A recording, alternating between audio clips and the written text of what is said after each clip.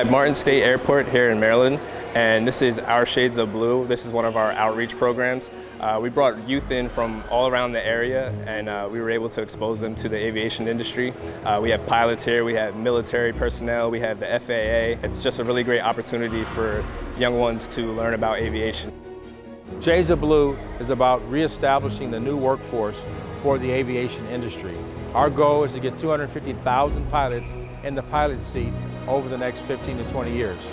Because we need to backfill the shortage that's evolving over time, we're going to lose about 890,000 pilots globally.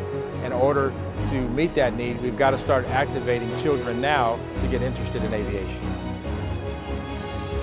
The importance about Shades of Blue is giving children who have an interest in aviation, aerospace, education, engineering, access to people that have been in their place. What I would tell my children, and I do, is that anything is possible. That if not you, then who? So why not me? And I say to my kids, why not you? You can do that. So I encourage them to be curious. I encourage them to not be put off by setbacks. I encourage them not to listen to no. But I also encourage them to be determined. To make sure that if you want to do something every day to get to that point, and don't give up. I encourage all women to come and try this because it's a big community of women. The steps first start off is the discovery flight.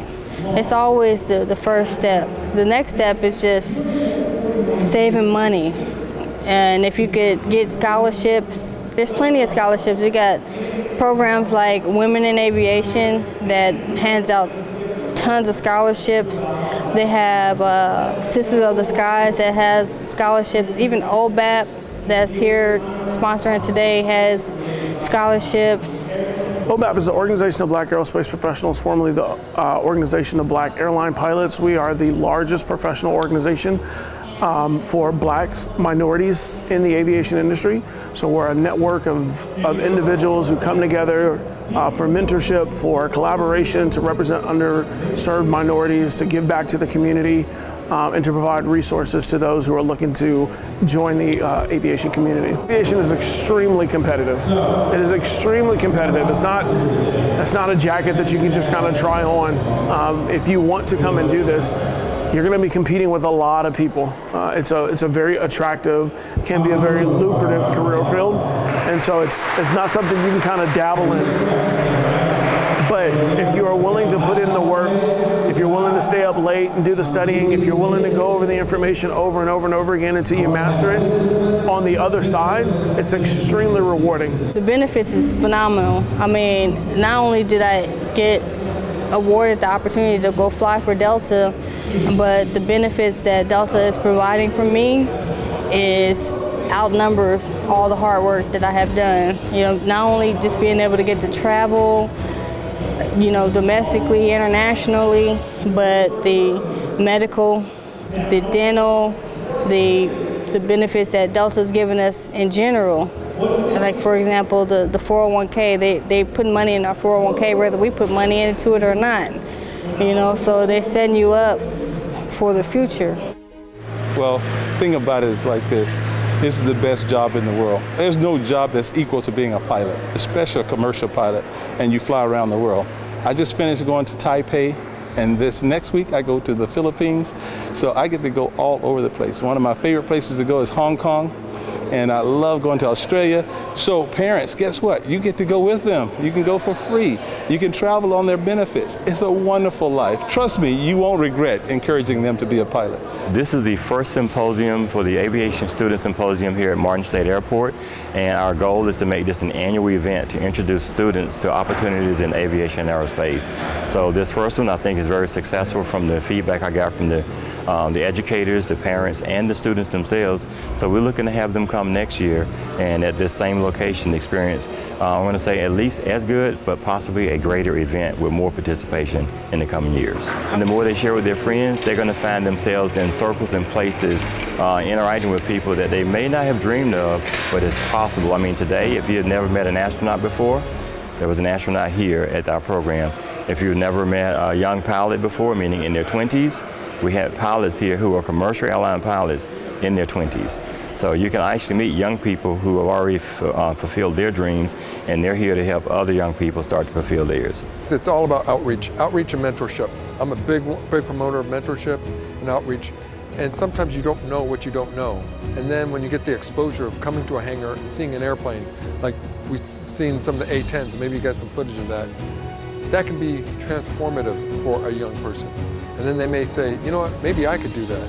And all we got to do is spark that interest. And aviation has this way of growing the flame inside of you. You start learning about what it takes to be a pilot, what it takes to be a navigator, or all the science and physics and math that goes with it, but it's a great thing to be able to apply it in the field of aviation. So something like this gets them to at least start asking the question, is aviation for me? Or is aerospace for me?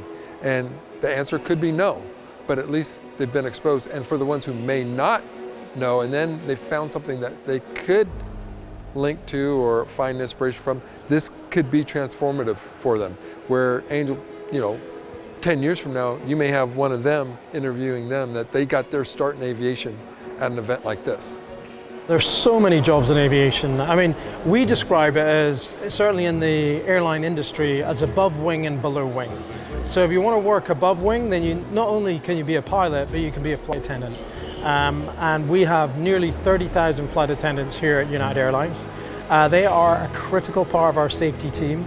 So although they do amazing service on board and look after our passengers, their number one job is to support in a safety situation. So whether we need to evacuate an airplane, whether we need to help someone that is sick on board. So there's a huge array above the wing. And then below the wing, we have our maintainers and we have our ramp teams. So I liken an airline to like a Formula One or a NASCAR race team.